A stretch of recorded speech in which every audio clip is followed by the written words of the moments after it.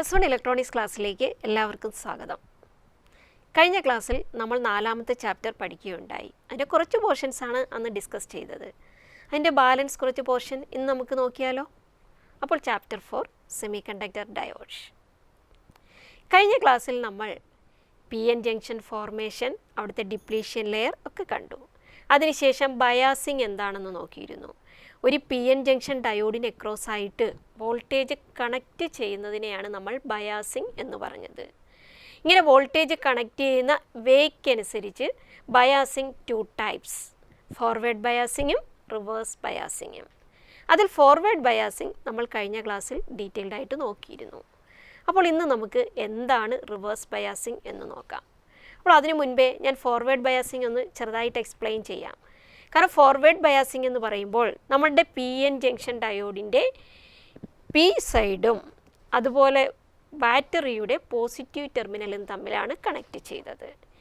അതിനുശേഷം PNൻ്റെ N സൈഡും ബാറ്ററിയുടെ നെഗറ്റീവ് ടെർമിനലും തമ്മിലാണ് കണക്ട് ചെയ്തത്. അപ്പോഴാണത് ഫോർവേഡ് ബയാസിങ്ങിലായത്. ആ സമയത്ത് ഡിപ്ലീഷൻ ലെയർ വിഡ്ത്ത് കുറയുന്നു, റെസിസ്റ്റൻസ് ഓൾമോസ്റ്റ് 0 ആകുന്നു, അതുവഴി ഹൈ കറണ്ട് ഫ്ലോ ചെയ്യുന്നു. അപ്പോൾ ഇന്ന് റിവേഴ്സ് ബയാസിങ് എന്ന് പറയുമ്പോൾ ഇവിടെ വേറൊന്നും ചെയ്യാനില്ല. ആ സെല്ലിനെ ഊരി നമ്മൾ എന്ത് ചെയ്യുക, ഒന്ന് തിരിച്ച് കണക്ട് ചെയ്യുക. അപ്പോൾ തിരിച്ച് കണക്ട് ചെയ്യുക എന്ന് പറയുമ്പോൾ നമ്മുടെ PN ജംഗ്ഷൻ്റെ Pയുടെ കൂടെ സെല്ലിൻ്റെ നെഗറ്റീവ് ടെർമിനലും Nൻ്റെ കൂടെ സെല്ലിൻ്റെ പോസിറ്റീവ് ടെർമിനലും കണക്റ്റ് ചെയ്യുക.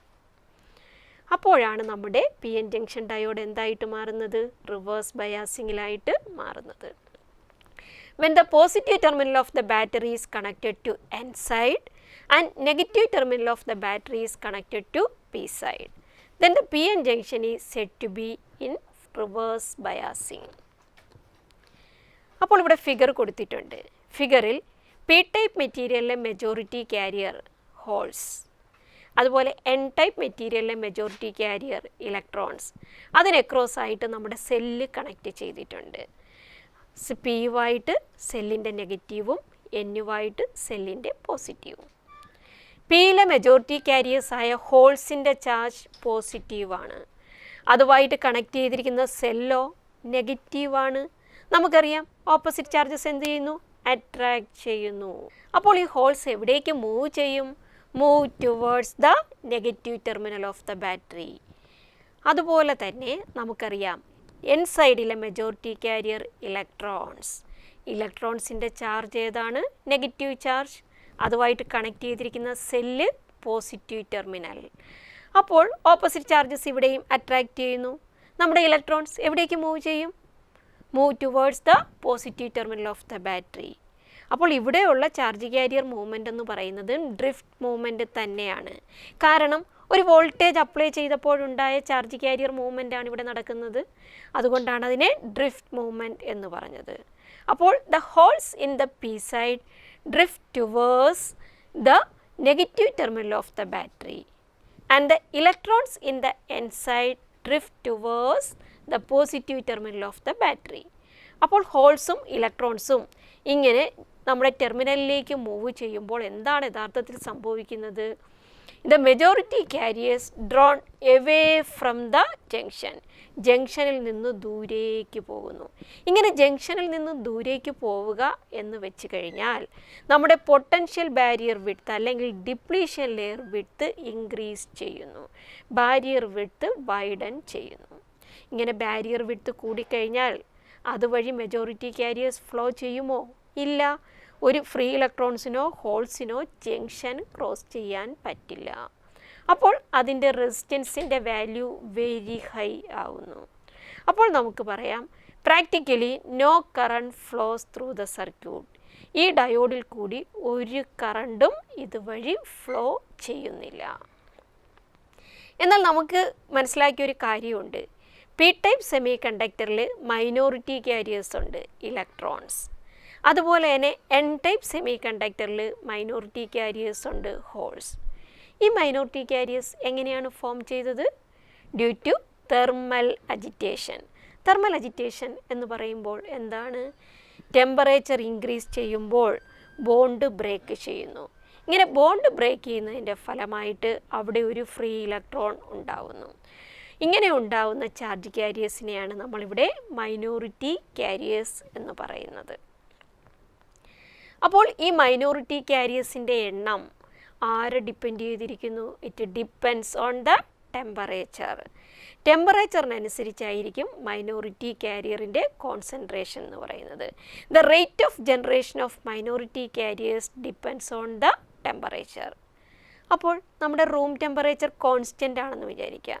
കോൺസ്റ്റൻ്റ് ആണെങ്കിൽ അവിടെ ഉണ്ടാവുന്ന മൈനോറിറ്റി ക്യാരിയേഴ്സിൻ്റെ എണ്ണവും എന്തായിരിക്കും? കോൺസ്റ്റൻ്റ് ആയിരിക്കും.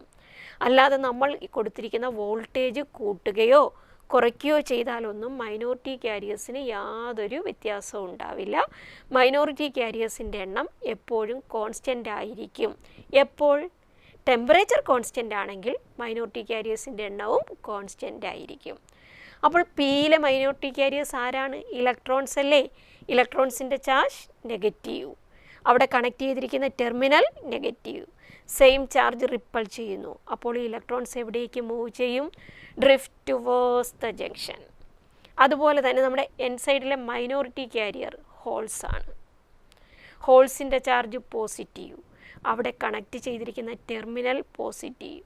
സെയിം ചാർജ് റിപ്പൽ ചെയ്യുന്നു. Holes drift towards the junction. അങ്ങനെ a small current flows due to the minority carriers. Minority carrier മുഖേന ഒരു ചെറിയ കറണ്ട് ഫ്ലോ ചെയ്യുന്നു. ഈ കറണ്ടിൻ്റെ വാല്യൂ എന്ന് പറയുന്നത് ടെമ്പറേച്ചർ കോൺസ്റ്റൻ്റ് ആണെങ്കിൽ നമ്മുടെ കറണ്ടിൻ്റെ വാല്യൂവും കോൺസ്റ്റൻ്റ് ആയിരിക്കും. It does not depends on the voltage. Voltage high ആണോ ലോ ആണോ ഇതൊന്നും അവിടെ ഒരു പ്രശ്നമേ അല്ല. കാരണം മൈനോറിറ്റി ക്യാരിയർ ജനറേഷൻ ടെമ്പറേച്ചറിനെ ഡിപ്പെൻഡ് ചെയ്യുന്നു.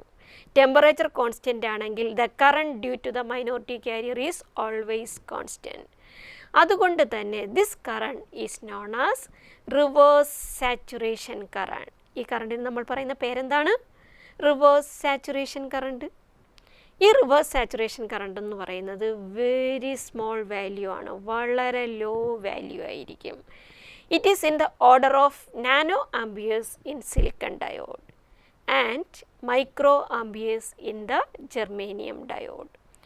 ജെർമേനിയം ഡയോഡിൻ്റെ കേസിൽ ഇത് മൈക്രോ ആംബിയറിലും അതുപോലെ തന്നെ സിലിക്കൺ ഡയോഡിൻ്റെ കേസിലാണെങ്കിൽ ഇത് നാനോ ആംബിയേഴ്സിലും ആയിരിക്കും.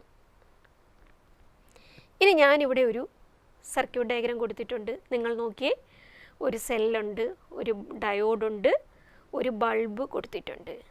എന്നിട്ട് എൻ്റെ ക്വസ്റ്റ്യൻ നിങ്ങളോട് ഈ ബൾബ് ഗ്ലോ ചെയ്യുമോ എന്നാണ്. അപ്പോൾ ബൾബ് ഗ്ലോ ചെയ്യുമോ എന്ന് നോക്കുമ്പോൾ ഡയോഡ് ഏത് ബയാസിങ്ങിലാണ് കണക്ട് ചെയ്തിരിക്കുന്നതെന്ന് നമുക്ക് നോക്കാം. നിങ്ങൾ നോക്കി, ഡയോഡിൻ്റെ പി സൈഡ് ഏതുമായിട്ട് കണക്ട് ചെയ്തിരിക്കുന്നു? പോസിറ്റീവ് ടെർമിനലുമായിട്ട് കണക്ട് ചെയ്തിരിക്കുന്നു. എൻ സൈഡ് ആരുമായിട്ട് കണക്ട് ചെയ്തിരിക്കുന്നു? നെഗറ്റീവ് ടെർമിനലുമായിട്ട് കണക്ട് ചെയ്തിരിക്കുന്നു. അപ്പോൾ നമ്മുടെ ഡയോഡ് ഫോർവേഡ് ബയാസ് ആണോ റിവേഴ്സ് ബയാസ് ആണോ? Forward bias.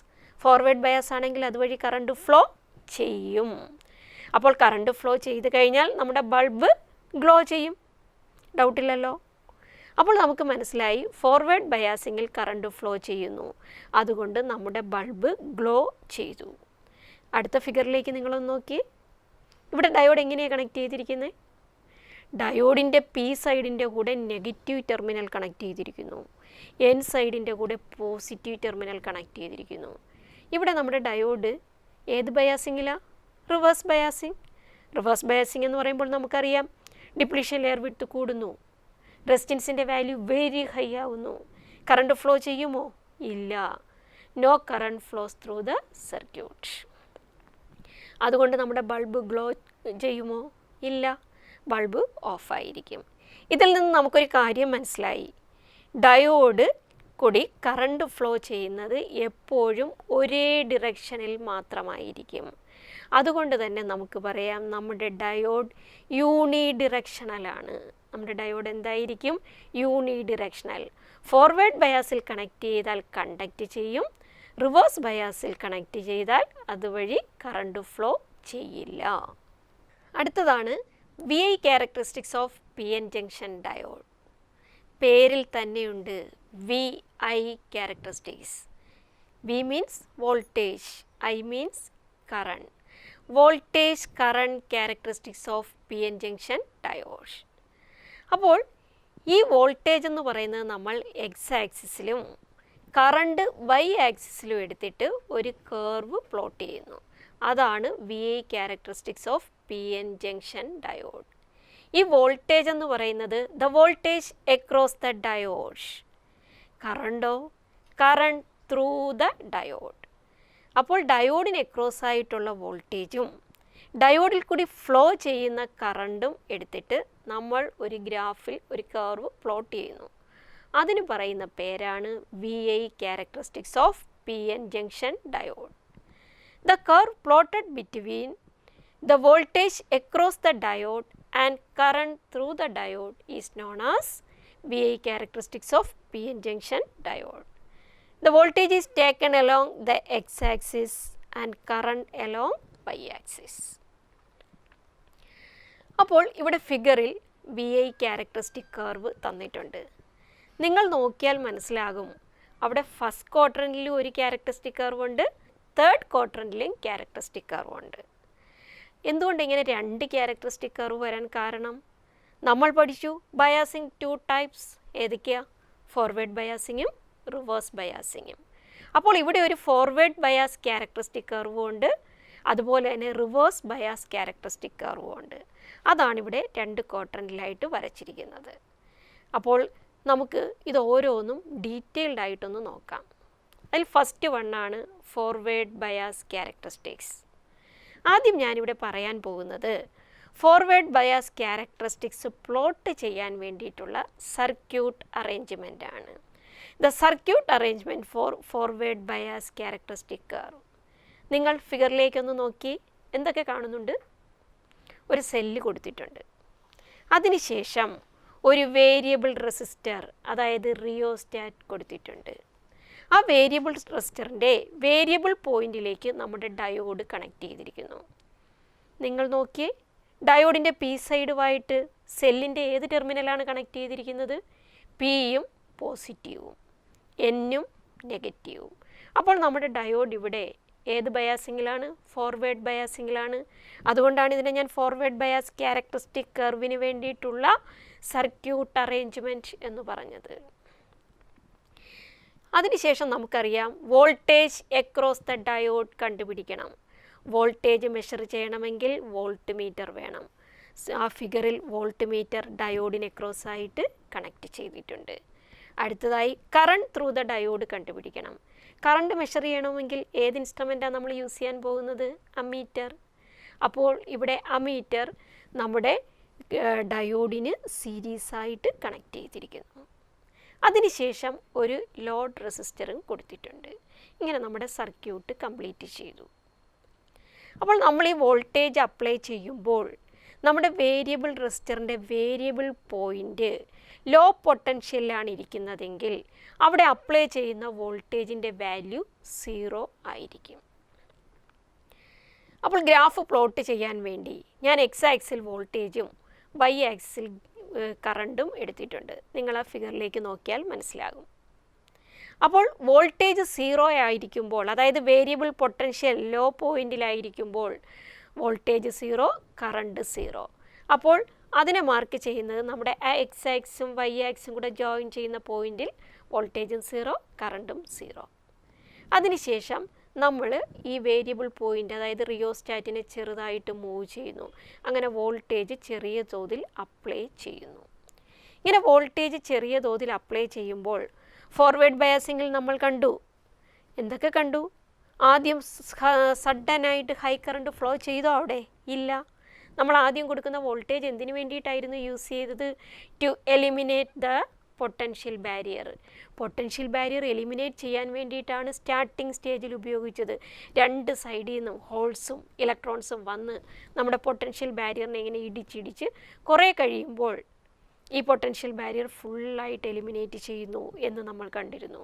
അതുകൊണ്ട് തന്നെ ഈ ക്യാരക്ടറിസ്റ്റിക് കർവ് പ്ലോട്ട് ചെയ്യുമ്പോൾ നമുക്കറിയാം, നമ്മളിത് ലാബിൽ ചെയ്യുമ്പോൾ വോൾട്ടേജ് ഇങ്ങനെ ചേഞ്ച് ചെയ്ത് ഓരോ വോൾട്ടേജിനും കറസ്പോണ്ടിങ് ആയിട്ടുള്ള കറണ്ട് മെഷർ ചെയ്യുന്നു. അങ്ങനെ ഒരു ടേബിളിൽ നമ്മൾ വോൾട്ടേജും കറണ്ടും മെഷർ ചെയ്തെടുക്കുന്നു. അതിനുശേഷം ഗ്രാഫിൽ ഈ പോയിന്റുകൾ നമ്മൾ നോട്ട് ചെയ്യുകയും ആ പോയിന്റുകൾ ഇങ്ങനെ ജോയിൻ ചെയ്തിട്ടാണ് നമ്മുടെ കർവ് പ്ലോട്ട് ചെയ്തിരിക്കുന്നത്.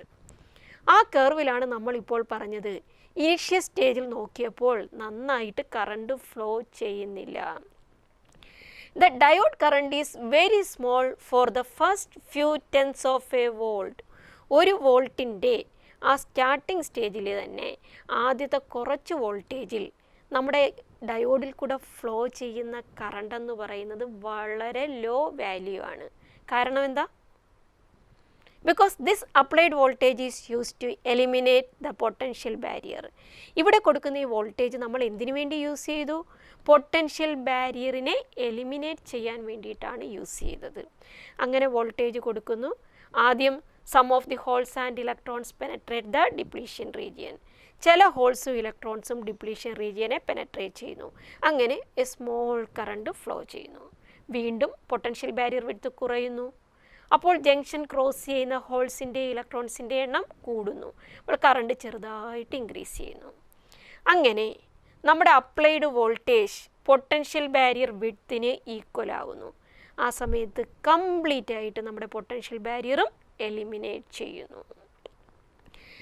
When the applied voltage is greater than or equal to the potential barrier, the potential barrier എന്ത് സംഭവിക്കുന്നു? കംപ്ലീറ്റ് ആയിട്ട് എലിമിനേറ്റ് ചെയ്യുന്നു. അപ്പോൾ പിന്നീട് അതുവഴി ഇഷ്ടം പോലെ ചാർജ് ക്യാരിയേഴ്സിന് മൂവ് ചെയ്യാൻ പറ്റും. കാരണം തടയാൻ അവിടെ ബാരിയർ ഒന്നുമില്ല. അതുവഴി ഒരു ഹൈ കറണ്ട് ഫ്ലോ ചെയ്യുന്നു.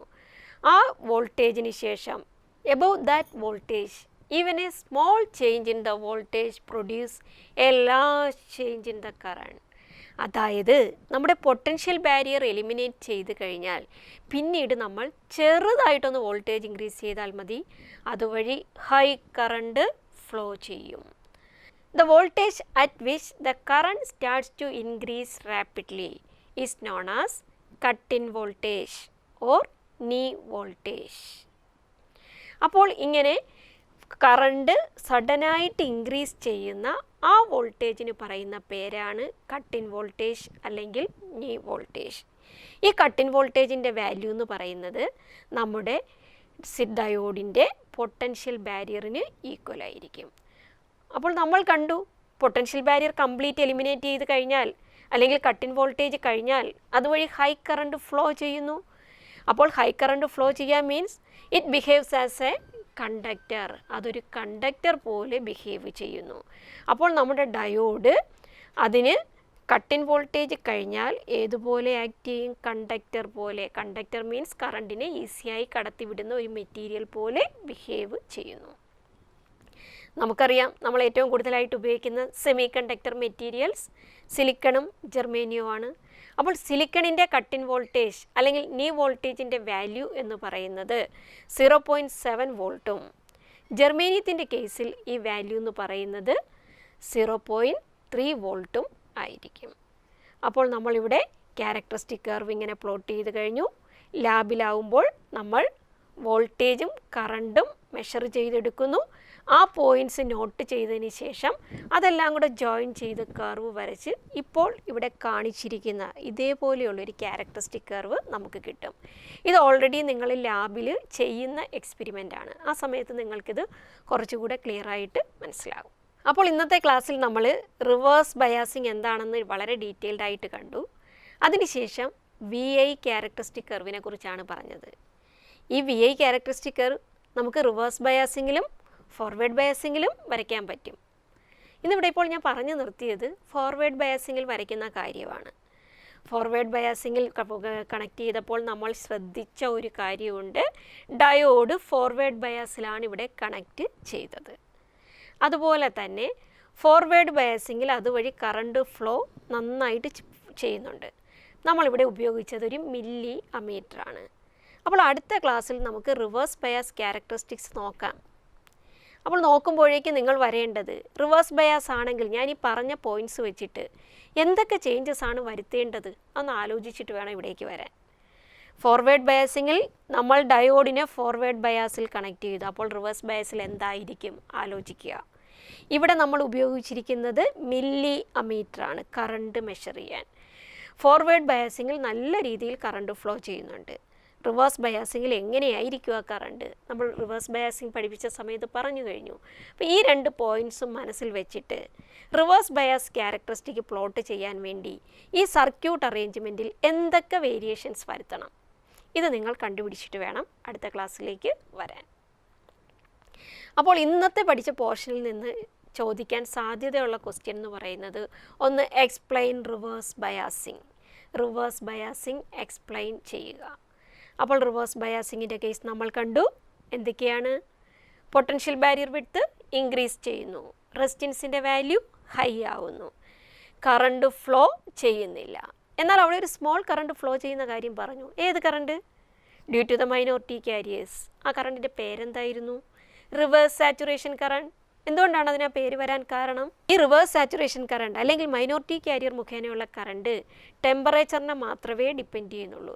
നമ്മൾ അപ്ലൈ ചെയ്യുന്ന വോൾട്ടേജ് ഹൈ ആണോ ലോ ആണോ ഇതുമായിട്ട് യാതൊരു ബന്ധവുമില്ല.